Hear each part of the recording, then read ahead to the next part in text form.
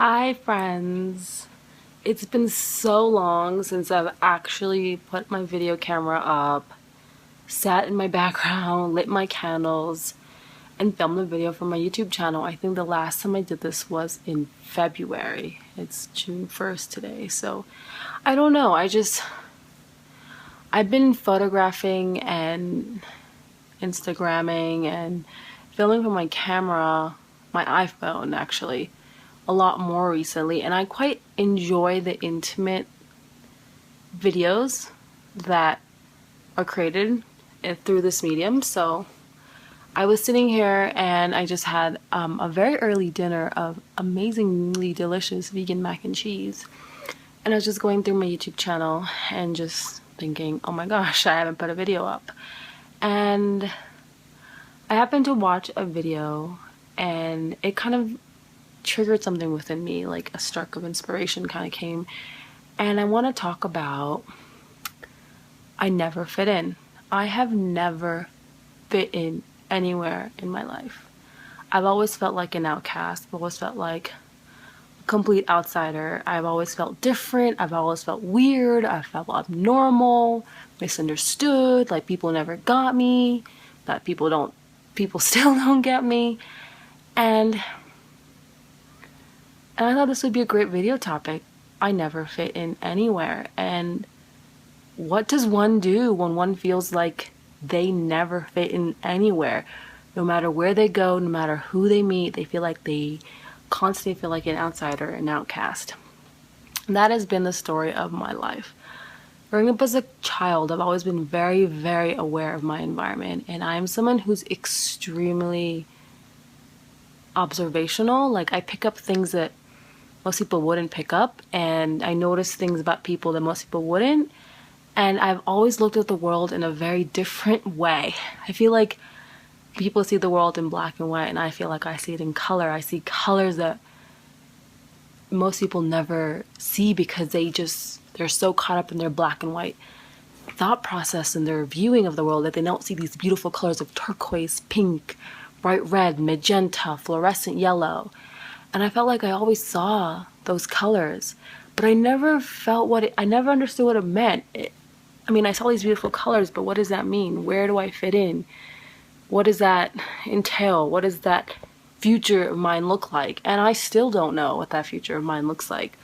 I just know that over the past 4 years, I've devoted my life and myself to personal growth and spiritual development. And that has felt right more than anything that I've done with my life.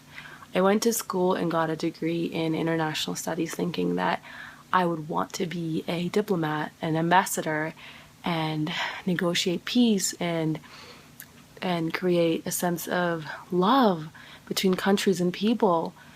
But I realized that I did not want to be part of a system. I did not want to feel like I was controlled, that I could only say, do, or think a certain way according to what was the normal rules and regulations of doing something. And so my whole entire life, and the only reason I ever picked a major of international studies because it had the word international in it, and I've loved traveling. I love seeing new places and having new experiences and devouring a place with my eyes. And I thought that's what I wanted to do. I thought I wanted to be a doctor. That never worked out, which I'll make a different video on about that, being Southeast Asian and your parents wanting you to be doctors. It's a whole different cultural expectation, so expect a video on that. But my whole entire life I felt very confused and very lost as to what I was meant here to do. And some days I still don't know what I'm meant to do here. And so my life's aim is to live with passion and purpose. I feel like that's the one thing that keeps us grounded and gives us a foundation when we have passion and purpose in our lives. That keeps us in check with our mission and why we're here and what we're doing. And I'm getting off topic now. I don't know what I'm saying. But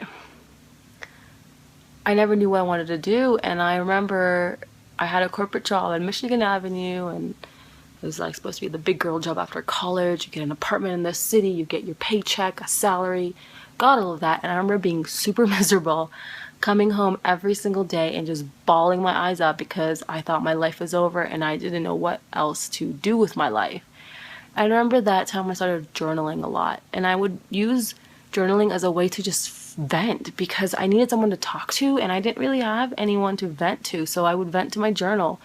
And by the way, my whole entire life I've never really had friends. And I've never really had people who I could turn to and be like, hey, you know, I have a problem. Can you help me with something? I've always felt like a loner and a loser. And and now I'm realizing that all of that kind of helped me to deepen and strengthen a relationship with myself.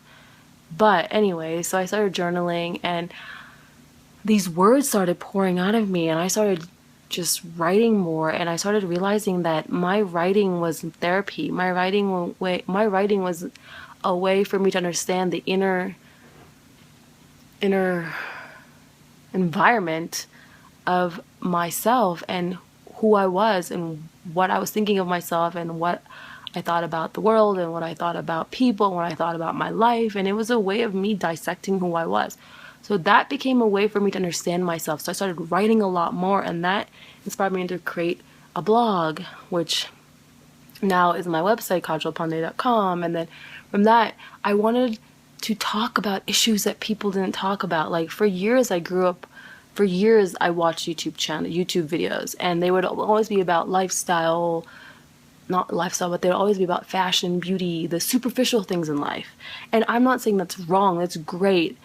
Those are things that need to be talked about and expressed, but nobody would talk about the serious shit in life, like your emotions, your feelings, your mental outlook, your emotional state of being. And I was like, I need to make videos like that because as a 16-year-old girl who was suicidal, I wish those videos existed. And today I'm thankful for myself that I have these videos that I make, because when I'm having a down day, I go back and I watch my own videos and I look at it from a third person's perspective about this girl sitting there giving me advice on this and this, and it really helps light up my day. And I still don't know what the hell I'm doing with my life, but I just know I love to share, I love to connect, and I love to express myself. I still don't know. I still feel like I don't fit in. I feel like a loner, a loser, an outsider, a complete outcast. But you know what? I'm embracing that. Being different is okay. And being different is being yourself. And that is the biggest lesson I've learned, is that own your uniqueness. Own what makes you different. That's what's embracing your wholeness means, is owning who you are, even if you're a complete outcast, and even if you're a complete loser, even if people don't understand you, even if people don't get you, it's okay. Because that's the way to inner peace. That's the way to self-peace, and that's the way to self-love. And I feel like this video was just a blabber, a ramble. But if you liked watching this video, give it a thumbs up. And if you like these intimate vlogs, give it another thumbs up.